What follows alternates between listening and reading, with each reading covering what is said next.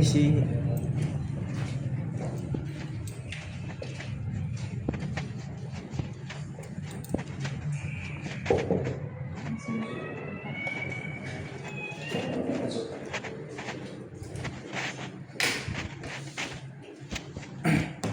Jadi gini Pak, kemarin kan yang iya Pak.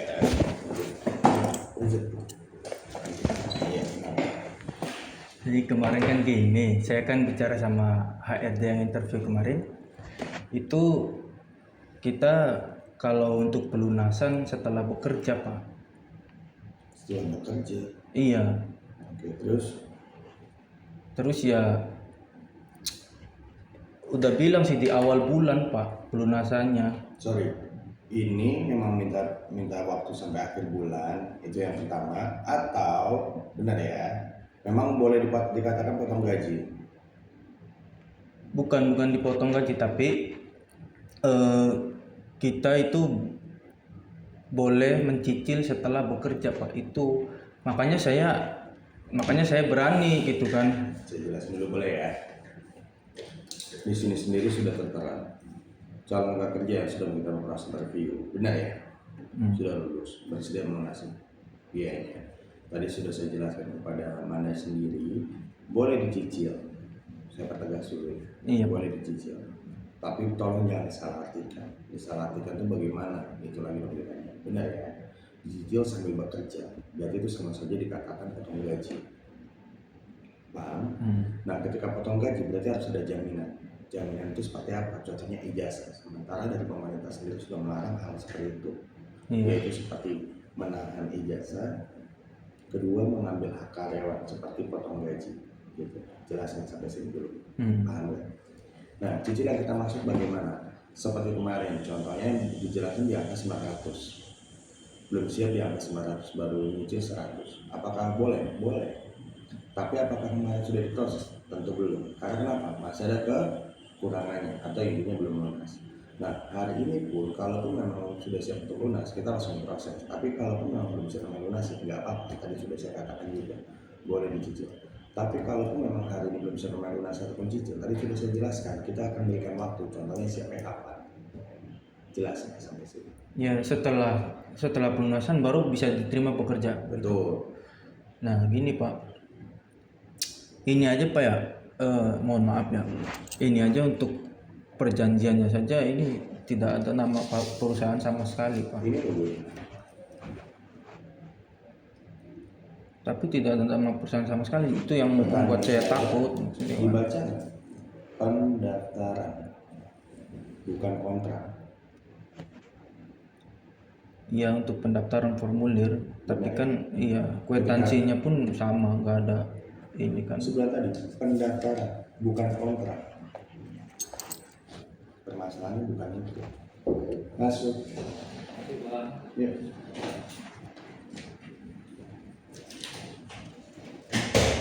Sama seperti yang lain juga.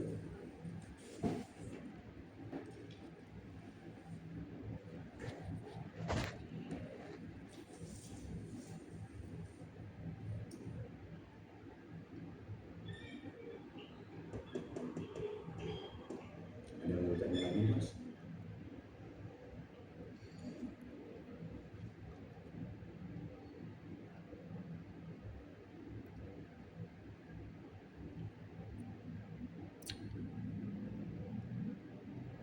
Berarti selama belum pelunasan belum bisa bekerja lah, seperti itu ya Pak.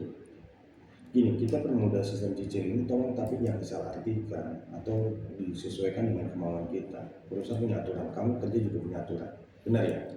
Ketika aturan itu sendiri, ketika kamu mau bekerja harus diikuti. Ketika kamu tidak mau ikuti aturan dari perusahaan itu, simpelnya gampang, tinggal keluar atau tinggal perusahaan memecat kamu. Benar ya? Nah, tapi kalau kamu mau ikuti aturan perusahaan, ikuti ketika kamu mau bekerja. Simpelnya kayak gitu. Nah, makanya sudah tadi cicil ini tolong jangan disalahartikan, jangan disesuaikan dengan kemauan kita. Atau yang perusahaan sudah jelas, boleh dicicil, tapi bukan berarti kita harus potong gaji atau penahan ijazah. Misalnya minta waktu, kita nggak ada permasalahan. Jelas kan? Tapi di pemberitahuan udah diterima bekerja Pak. Tadi juga sudah saya jelasin sama Manda. Manda ini tinggal proses, benar atau tidak Manda? Yaitu proses apa saja, standarisasi, kontrak kerja, habis itu nanti ada bimbingan selama 1 hari, beres 1 hari, tapi mulai kerja di hari Senin. Di sini juga sudah ada kata lulus atau bisa dikatakan diterima.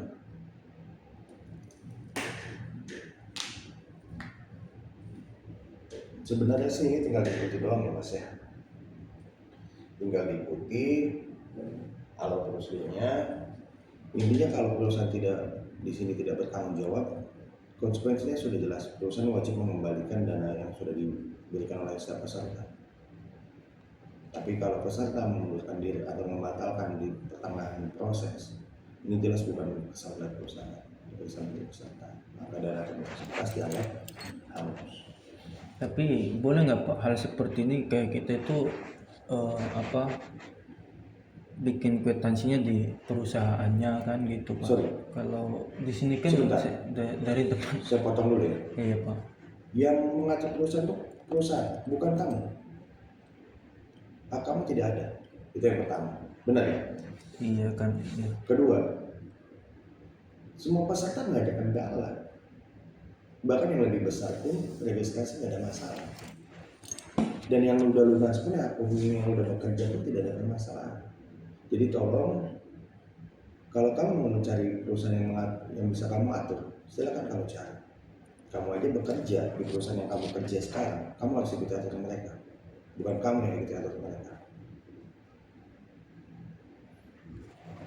Nggak, maksudnya kan ini berkaitan dengan uang ya Pak. Terus Apapun itu. sebelum kan banyak udah kayak Saya paham kekhawatiran kamu karena ada biaya yang menyangkut pekerjaan yang sendiri sangat sensitif. iya. Nah, tetapi kamu boleh memberikan saran, tapi tolong jangan mengatur. Ya itu hanya saran aja sih Pak, kan maksudnya karena kekhawatiran gitu kan. Gak apa-apa, kan saya bilang tadi, memberikan saran atau pemasukan gak ada masalah, tapi tolong jangan mengatur. Benar ya? Saya aja yang udah bekerja di sini aja, saya nggak berani ngatur, karena ini bukan perusahaan saya.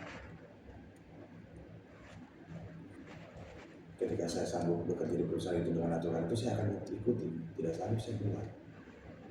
Tapi gimana kalau sampai batas waktu yang diberikan perusahaan untuk mencicil kami tidak sanggup, itu apakah akan dikembalikan? Jadi perusahaan punya kesepakatan dengan peserta. Itu yang pertama.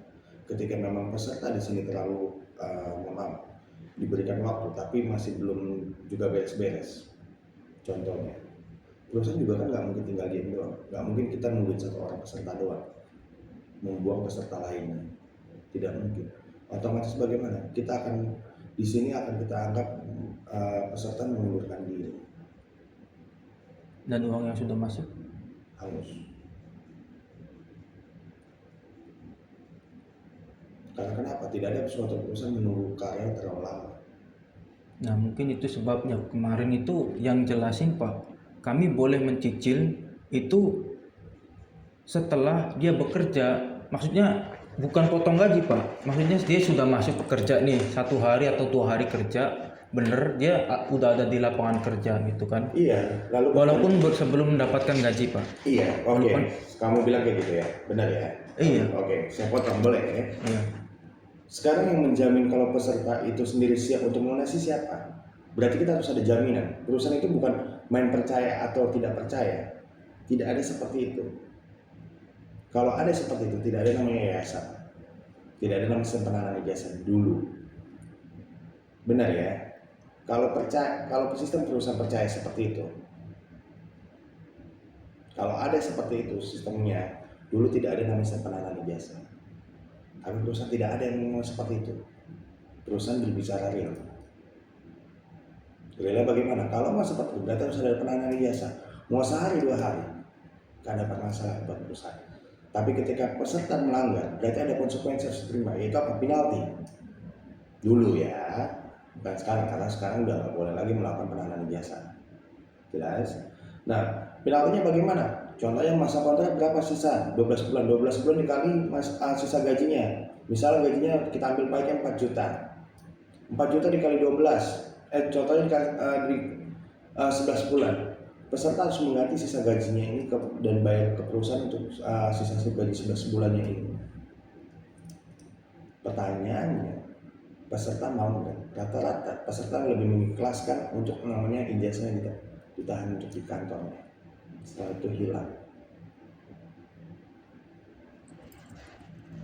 Ya mungkin kalau sekarang nggak bisa gitu Pak. Kalau kami nggak masalah kalau ijazah untuk ditahan sementara. Kalau Yakin? sudah bekerja, yakin. Oke, kalau hilang bukan tanggung jawab perusahaan. Ya nggak masalah, itu bisa dibikin lagi. Ijazah itu nggak bisa dibuat lagi. Ijazah nggak bisa dibuat lagi. Nggak bisa Pak, ada yang bisa. Ini buat legal atau nggak legal? Legal Pak, ya dari Nggak, pihak sorry. sekolahnya kan, maksudnya kan untuk kalau Sorry. kehilangan kan Pak, kita kan lapor ke Beda polisi KTP. dulu. Beda kalau KTP kita bisa. Kalau ijazah itu sudah tidak bisa. Kalau ijazah bisa, anak-anak ataupun orang tua zaman dulu sudah buat ijazah lagi. Ijazah itu buat sekali. Legalisir iya, bisa buat ulang berulang kali. Tapi kalau ijazah asli itu nggak bisa. Ini pemahaman dari pengetahuan dari mana nih? Beda Ya mungkin- lagi kalau buat ya mungkin- aspal ya. Kalau aspal ya kita buat 1 hari 2 hari di mana aja bisa. Tapi asli, wow, saya baru dengar ini. Buat di sekolah langsung jadi. Ini kita bukan buat KTP. Ya enggak kan, laporan dulu ke polisi, Pak, pihak polisi bahwa ijazahnya hilang. Bukan kayak KTP. Ya oke lah, kalau itu emang ijazah nggak bisa, oke, itu bukan yang permasalahan sekarang. Pak, permasalahan sekarang kami nggak masalah kalau ijazah ditahan dulu untuk 1-2 hari setelah dia bekerja saya lunasi. Saya hanya khawatir setelah saya melunasi semuanya duitnya dan nggak tahu kesini, ya nggak tahu, cuman pegang kwitansi doang kan, mungkin pegang kwitansi doang, kita mau nuntut siapa ini nggak kerja kan gitu. Sebenarnya Maksudnya kan simpel sih gitu. Mas. Sebenarnya simpel. Jangan dibuat ribet. Kalau Mas mau A, B, C, D, F, Z, mau Mas ikut, mau kita ikutin aturan Mas sendiri. Ya, mau ini, Pak, ya, sebentar mohon maaf. dulu ya. Silakan cari perusahaan lain. Simpel kayak gitu.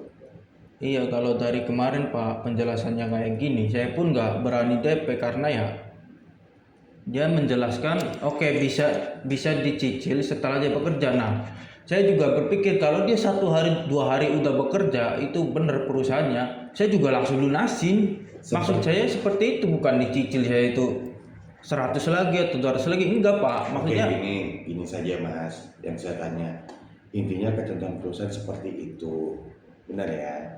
Sudah saya jelaskan. tapi kenapa kemarin penjelasannya seperti itu Pak? Ini namanya kan kayak Makanya kan tadi seolah-olah saya tanya, ini memang penjelasannya seperti itu, potong gaji, benar ya?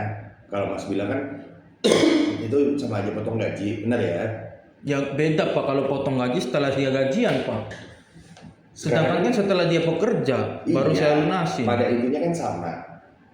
Cuma Berbeda Pak, beda. apa? Bedanya ya beda kalau dia 1 hari 2 hari udah masuk kerja. Sekarang saya tanya sama kamu, kalau kita pekerjakan, mohon maaf sebelumnya Mas, Iya.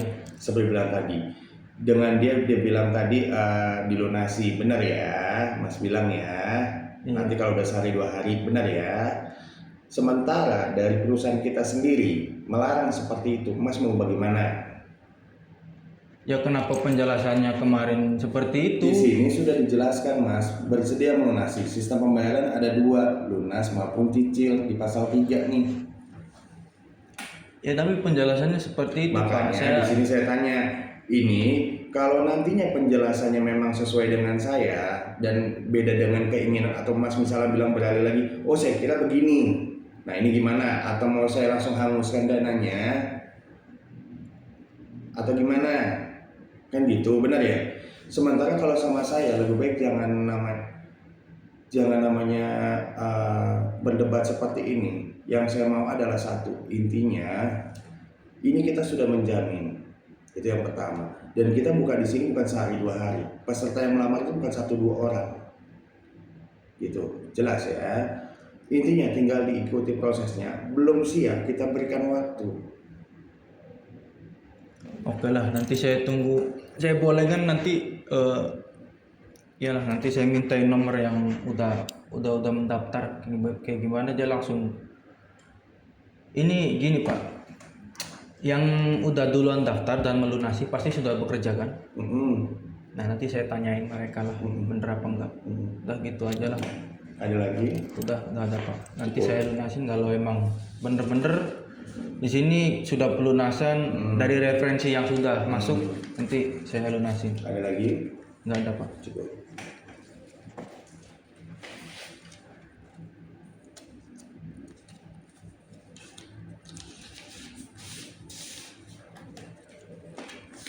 Ini suratnya, yang saya cek jelas semuanya, kita tunggu aja. Ya. Oke Pak. Yuk, Terima kasih.